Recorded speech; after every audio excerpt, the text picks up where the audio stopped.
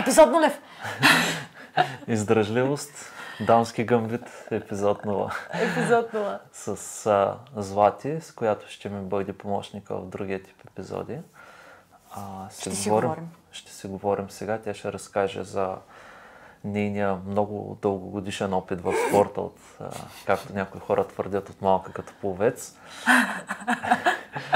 И така, са ми на гости.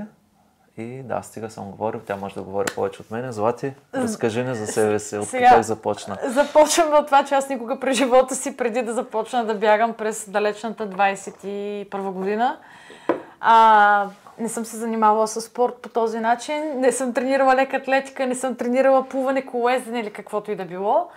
Единственото спортно минало, което имам, е бутане на бебешка количка по няколко километра на ден.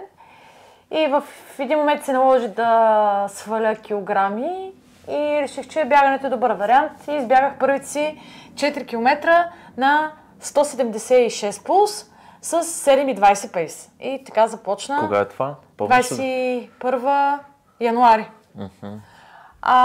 И така започна всичко. Както бяха 4 км, станаха 5, 6, 7. И септември месец същата 21 година аз бях на първото си състезание в Александрополис и станах първа. И бягах 10 км за 43 минути или нещо от този сорт, мисля, че беше. Аз искам да върна малко назад. Може би април-май месец нея година беше питала нещо за Вилто Макс на часовника в бягане за здраве.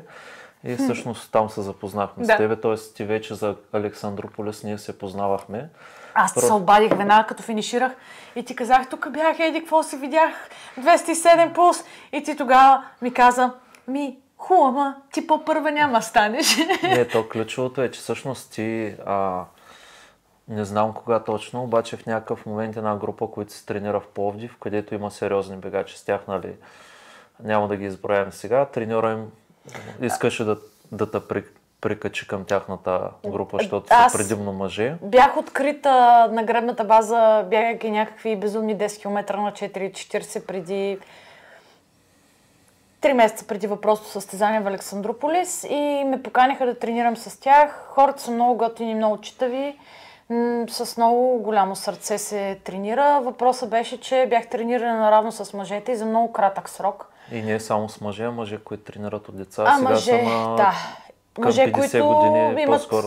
По 20-30 години стаж в бягането, примерно. Да, ти си нова. Имах тренировки от сорта на 8 по 1000 на по 3,30 и някакви такива безумни неща. Правих в много ранен етап от бегаческата си кариера, да я нарека. Съответно, резултатите дойдоха много бързо. След Александрополис направих и първото си лично на 5, което беше малко под 20 минути. Тогава се състезавахме нещо. Да, тогава се гонихме с Митко, тогава мисля, че го 19.08. Не, 19.14 19.14, нещо такова. Обаче тогава на 3750 метра, по-много точно, защото усещането беше много специфично, усетих пареща болка в прасеца. Оттам се оказа, че съм получила някакви разкъсвания, които продължиха, тъй като аз не спрях да тренирам. Включително направих още едно 10 км състезание в София, един полумаратон, след това в Пловдив. И съответно контузията вече беше толкова сериозна, че 3 месеца прекарах по физиотерапия и лекари. Тогава започнах да си уча първите уроци в бягането и започнах да се уча, че трябва да бягам бавно, което беше едно от най-трудните неща. Всъщност тази групичка, която тренират, имат малко по-различно разбиране за бавно бягане, къде точно трябва да ти е бавното бягане. Моето бавно тогава е било някъде около 6,20, 6,30, тяхното беше около 5. Даже може и 6,40-50 да е било. Докато тяхното беше примерно около 5-5 и нещо, съответно аз нямах бягане, което да е с под 160 пулс. Продължение на месеци. И цялата ми сага с тренирането с тях продължи горе-долу по малко година. Продължавам да имам страхотни отношения с тези хора, но методологията на човека, който ме подготвяше тогава, не е подходяща за човек като мен, който иска да се занимава по този начин с спорт и то конкретно с бягане. И в последствие така се случи, че човека, който трябваше да поеме щафетата, беше Митко. И покрай цялото изготвяне на тренировки на програма се наложи да се науча да се оправям сама с много от нещата и съответно той трябваше, освен да ми пише програмата, ме обучаваше кое какво означава, какво да гледам, как да гледам, за да може в някакъв момент, ако се наложи, сама да мога да си планирам тренировките за бягане. Тук ще прекъсна. Това е една тотално различна философска гледна точка. Един много, много дълъг разговор дали треньорите трябва да са диктатори или учители. И масово, включително нали, там, където си била, по-скоро старото разбиране е, че треньора е диктатор и не се спори с него, той всичко знае, той винаги взема правилното решение и такива неща. Реалността, хората, от които аз се уча в чужбина, казват, че това е процес, който се върши заедно и атлета трябва да знае какво се случва и трябва да е наясно и трябва на момента да вземе решението днес няма да е тая тренировка или днеска се чувства много добре и няма да е леко, ще се направи тренировка. Тоест, атлета трябва да е наясно, защото в крайна сметка има много други неща, които влияят, които ти се случват в живота и ти не можеш 2, 5, 6, 10 седмици по-рано да предвидиш тренировъчния план, всъщност какво ще е точно тогава. За този ден. И започваме да работим основно върху това да се развива моя усет, това да мога да преценявам правилно в коя ситуация аз трябва да спра или да продължа по време на тренировка.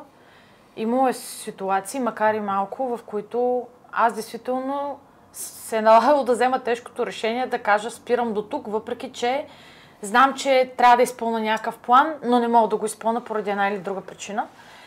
И съответно започна подготовката за първия ми маратон.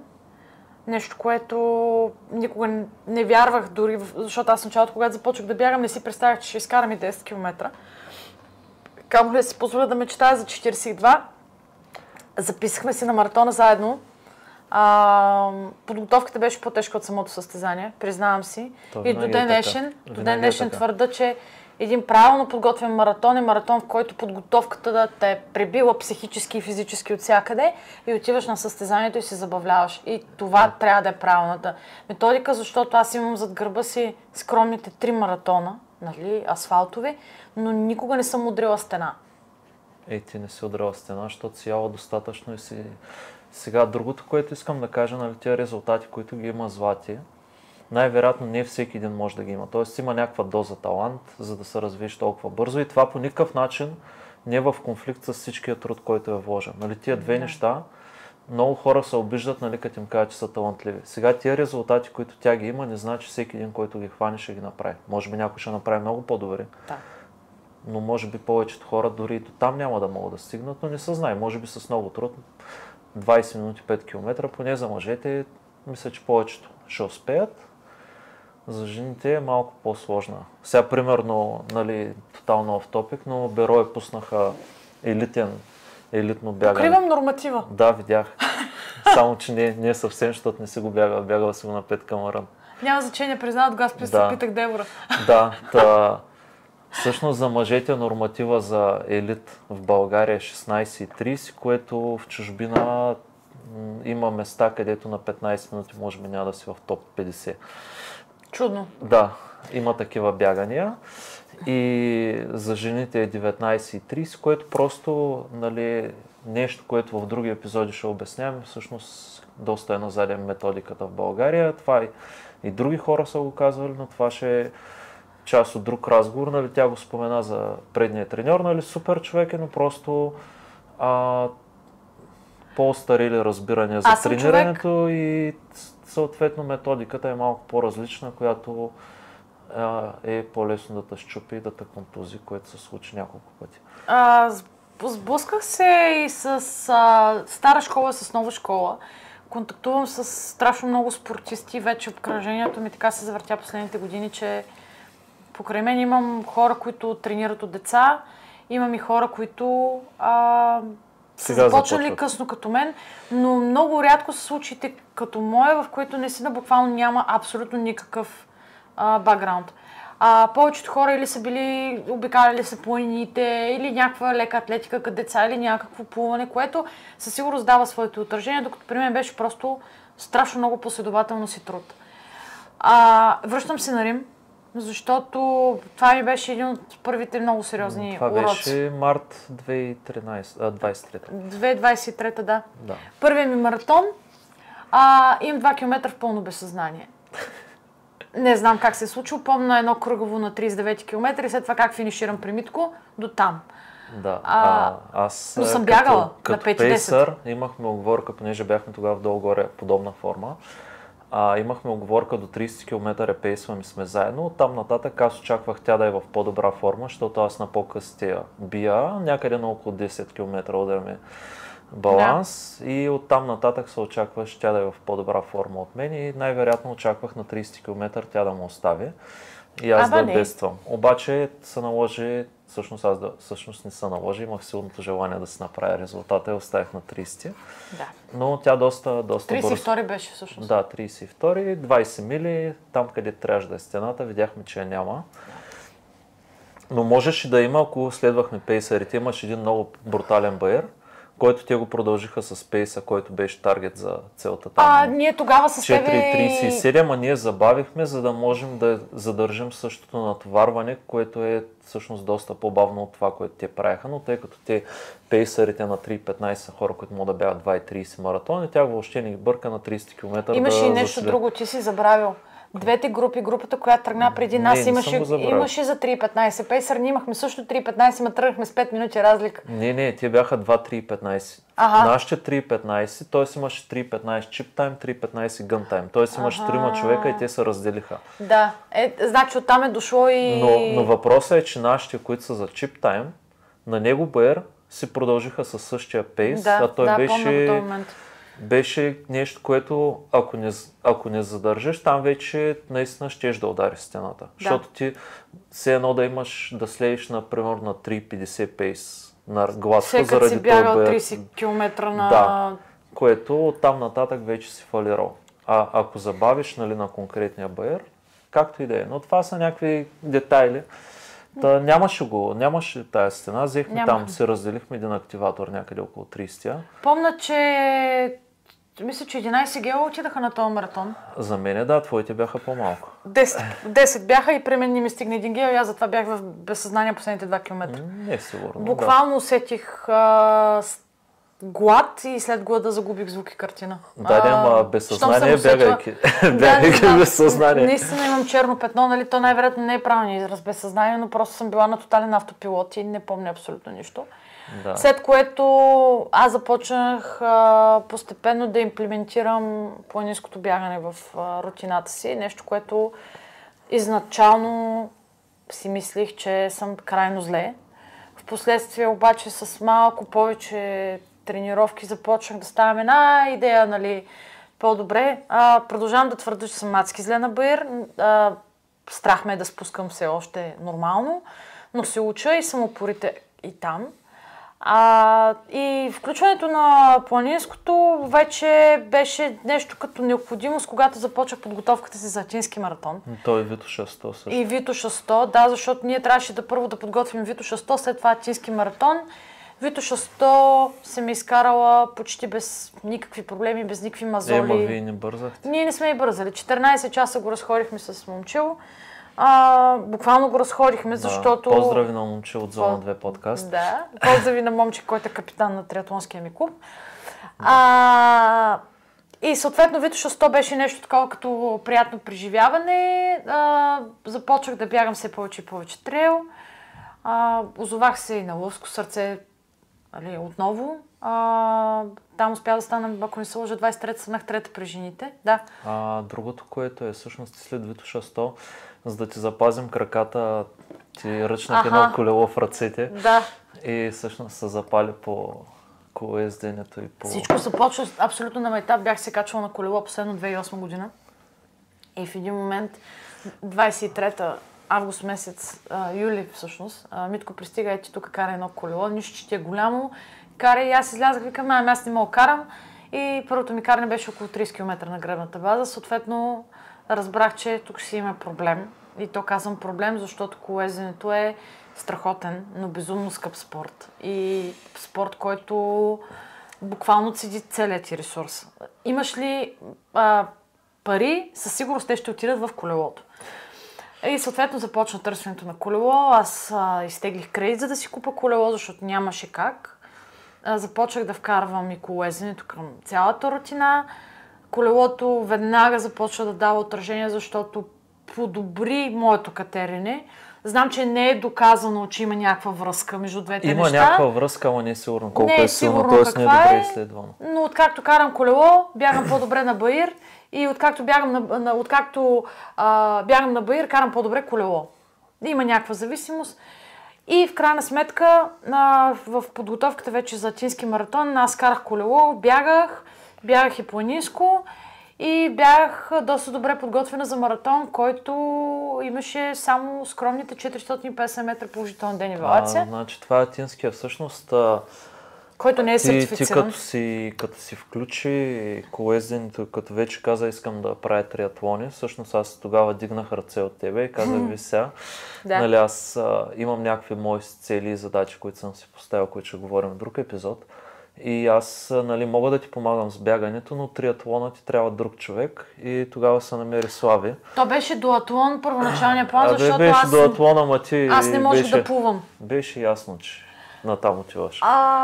Тогава се появи Слави, да. Слави е сегашният ми треньор по триатлон, който на Атина беше просто зрител, нали, да, всъщност общо взето аз малко след като почна да караш колело и като, нали, знаехме за Атина, давах насоки, но постепенно просто прехвърлихме топката към Слави. Да, и общо взето тя за Атина програмата вече беше ясна. Тя беше римската програма с баири. Отидахме в Атина, направих също време като в Рим, само че разликата беше, че в Атина имах 450 метра денивелация, съответно резултата от 3 часа 16 и 40 или нещо такова мисля, че беше.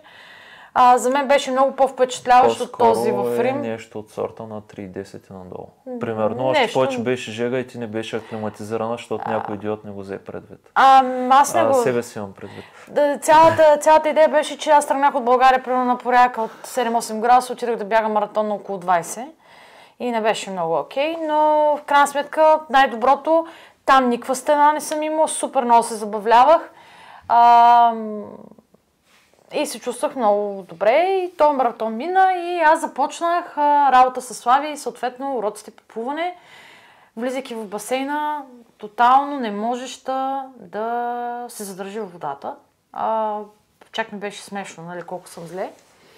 Тук има едно важно уточнение, че аз през 22 година претърпях една хирургична интервенция, която малко затруднява спорта при мен. Но колкото затруднява, същевременно и, както казват някои от лекарите, спасила живота ми. И вкарването на трети спорт, всъщност вече вдигането на интензитета, имаше шанс да повлияе много негативно на заболяването ми. Обаче странно стана точно обратното. Нещата са доста по-добре в момента. Но покрай плуването аз започнах да инвестирам и между 6 и 8 часа седмично за басейн. И в момента, ако миналата година по това време съм тренирала средно, миналата, началото, съм тренирала по 12 часа макс седмично, в момента почти нямам седмица, в която да не минавам 20. Днес е вторник, аз съм вече на 6 часа и 50 минути. Аз имам вчера 6 часа. Да, ти си готов, нали? Ти си се разписал. И изненадващо как бедрата ме оцеляха, но това е една друга тема. Аз съм много изненадан, честно казвам. Защото си спускал внимателно и не си спирал. Не съм спускал. Ама не си се спирал. Спирал съм се. Спирал съм се, но както и да е, да. Успял съм някакси да си запазя бедрата на трениране, за да мога първи трейл с 2000 денивелация да оцеле. Сериозна денивелация си. И покрай триатлона, всъщност, влезе и силовата подготовка. Та сега вече не са 3, са 4 спорта. Става се по-забавно, но в интерес на истината смятам, че това, което започваме с Митко, съм един от най-добрите варианти за събеседници за провеждане на такова нещо, защото съм се докоснала и до новото, и до старото. Имам вече и практически опит. Отгоре на всичко не мисля, че има много хора, по-скоро жени в България, които мога да се похваля с такава издръжливост. И Аз, психическа, и физическа, или психическа не толкова, но физическа със сигурност. Аз малко искам да те завъртя към числа. Сега ти бяга петица наскоро. Да, 19,10. 19,10. Да. Без тейпър. Да, без тейпър, добре. Сега аз все още не съм била на 5 км. Да, вярно е. На 10 имаш под 40? Нямам. 40, защото съм правила последно 10 км контролно. Януари 20, да, януари 24-та, 2 седмици след Атински. Там като са. Значи не януари, декември. Декември, значи. Ще правя контрола на 10 на 21 март. Мисля, че 21 март се пада сега в Созопол. Ако трасето позволява, макар че ме съмнява. Да, защото на полумаратон и маратон съм била с много, а пък на петицата още не си. Да, петицата не е моето. И това е един друг, всъщност това ще стане въпрос в епизод, който аз ще говоря за тези неща. Тоест, има и ние разбирания в България, не само, че ако имаш хикс резултат на тая дистанция, задължително, само единствения вариант е да имаш Y на друга дистанция, обаче всъщност хората сме различни и сме много различни. И аз тия неща съм ги гледал много под лупа. Много правила при мен не важат. Не, те не са правила, те са средностатистически, ама той за никой не е средностатистически. Каквото важи за, дали ще е за 5 км, дали ще е за килограмите, дали ще е за свалянето на килограмите. Има хора, които, примерно, давам много елементарен пример, от стрес супер много отслабват. Аз съм от другата крайност, аз стресирана аз съм от другата крайност, те са две посоки, или отслабваш, или се накачваш, и аз съм качващите и ти си откачващите. Какви са ти бъдещите цели? Я кажи, защото в оня запис, който го правихме преди 2 месеца за този епизод, разказа някакви неща, пък сега нищо не казваш. Сега за 25-та година основните цели всъщност са две. Едната е тримен, който ще се проведе май месец в Гърция. Триатлон, вече дистанцията, която се води халф, т.е. 1,9 плуване, 90 км колело, 21 км бягане и същата дистанция на Батак, който е юли месец. Което е на момчил състезанието. Това са Legend. Legend, точно така. Да. Това са двете ключови състезания за мен тази година. И с един бонус. Имам една скрита мечта за 27 година. 26 или 27 ще видим как ще се случат нещата. И това е да отида на Спартатлон. Съответно, в програмата има заложен на 15 декември в Барселона да бягам 12 часа в кръг, като хамстер. Колко километра очакваш? Трябва да направя 120. 120, това изглежда изпълнимо. Изпълнимо е, като той има и малко по-амбициозна цел. Да подобриш националния. Да подобра националния рекорд на 100 км. Колко е той? 9 часа и... Женския 9 часа. Излизаше, че е бягала на около 5,40 пейс, 5,40 и нещо, което мисля, че изпълня. Рекорда е на 17 години, 18, нещо от този сорт. Това са трите точки и за до година, разбира се, остава мечтата на всеки триатлонист пълният Ironman. Най-вероятно, който само от таксата ми боли главата. Пълният Ironman и в същата година най-вероятно и Спартатлон, което означава, че ако нещата се подредят така, както ги планирам, 26-та година аз ще имам само 2 състезания. Коми ми не е? Тур Странджа. Я кажи, какво става там?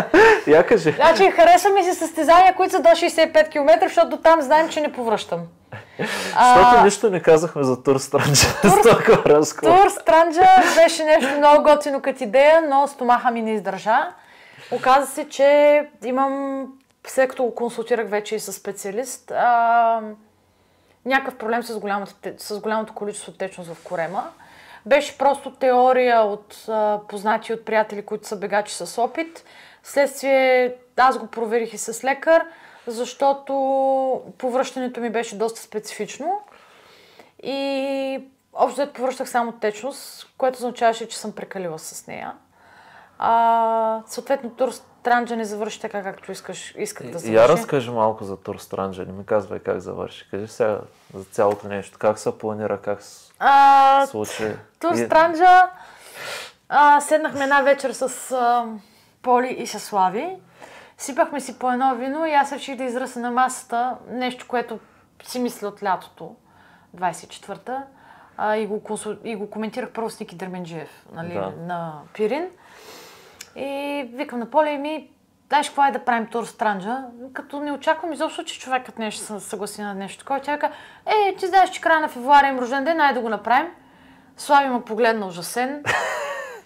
И аз казах, ама спокойно, той има един месец до Стара Загора, защото трябва да бягам и там. Един месец е абсолютно достатъчно, към 170 км, какво толкова може да се обърка, какво може да стане? И съответно започна едно сериозно планиране с избор на хора, които да участват. Съответно аз се обадих на Adventure Peter, тъй като той е идеалният човек за такъв тип приключения. Нещо много мига. Тур Странджа. Тур Странджа, обадих се на Adventure Peter да го консултирам с него. Той започва да чертае маршрута, да проверя как стоят нещата, аз да се свързвам с мои познати, които са военни, могат да ми съдействат с повече информация за региона, да уредим това, да минем безпроблемно, което разбира се не се случи. Да разпитам хора, които са го правили и общо взето с него тръгнахме с Петър двамата да правим основния план. Но много неща, гледахме прогнози за времето предишни години, очаквахме много хубаво време. Същевременно се оказа, че ще трябва да стартираме на минус 17. Те го даваше минус 15, то стартирахме на минус 17 в брутални условия и съответно аз не бях подготвена за тези условия, защото се наложи още от самото начало да тръгна да се движа по-бързо, за да мога да се стопля, тъй като на пулс под 140 аз просто не функционирах и положението беше много зле. Да, той ти замръзна тръбата с тръбата с течностите. Аз до 20 км не приемах никаква течност, нямаше откъде. Съответно, после дойде момента, в който аз реших, че трябва да компенсирам цялата тази течност, която не съм изпила. И оттам явно съм започнала да трупам твърде много течности и за сметка на твърдата храна. Нещо, което не се прави по такива неща. Само пауза. Извинявам се за прекъсването. Да. Всъщност, вие, Поли, си говорите двете кога?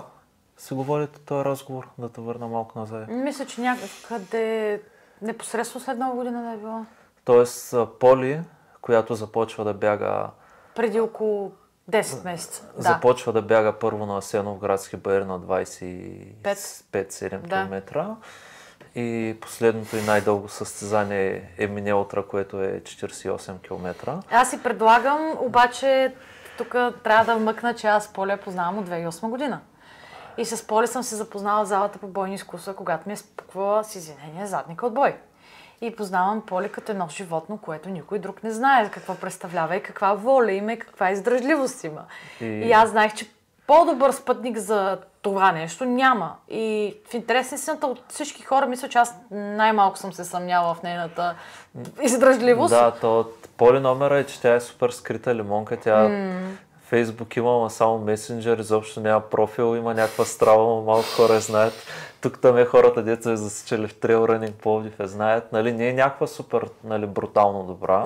И защото не е бърза и не прави впечатление на хората, защото не е характерният скоростен бегач. Тя е, ако аз съм издръжлива, тя е потри на мен най-малкото само заради волята си и е изключително впечатляващ човек, на който те първо предстои много сериозно развитие, според мен, в ултрадългите дистанции. Казвам ултрадългите дистанции, тъй като днес с нея имах разговор, в който обясних, че на Асеновград няма смисъл да се записва на 25, а или да ходи на 50 или на 80, защото няма как да ще се занимава с кифли като мен и какво ще прави там. Нали? Аз се надявам утре да успеем да се видим и да запишем някакви неща с нея, да разкаже, че... Тя каза, че въпреки, че Поли е доста стеснителен човек, но... Да, точно за това е целта да не събирам двете, защото 90% от времето ще говориш, че тя нищо няма да може да каже. Аз съм убеден, че има какво да каже. Има, ако реши да разкаже, защото все пак пътувах с нея в колата и в двете посоки и така. Добре, и така, да питам сега сериозно. Ще повтаряш ли Тур Странджа поправителна? По принцип мисля, да. Но не се решила кога ще... Но най-вероятно предвид супер сериозната и тежка програма, която имам пред себе си, не виждам в кой етап преди Барселона подготвително. Това беше варианта за ноември месец, обаче и там пак ще трябва да се дебне време. Някъде може би между Софийски маратон и Барселона би било добър вариант. Да. А Коме Мине? Коме Мине е нещо, което аз свързвам с определени хора в живота си и на този етап мисля, че трябва да мине много време, за да разгранича дали искам да правя Коме Мине заради себе си или заради хората, с които свързвам въпросното Коме Мине. Имам честта да познавам някаква малка част от трасето. Изпитала съм емоцията на старта и на финиша. Това е нещо, което, нали, може би бих преживяла, но на този етап не е заложено в целите ми, тъй като моята основна цел и в момента голяма любов, бих казала, е триатлона. Добре, айде да ти благодаря за отделеното време и така, надявам се, че беше интересно на всички. И ще се видим скоро пак.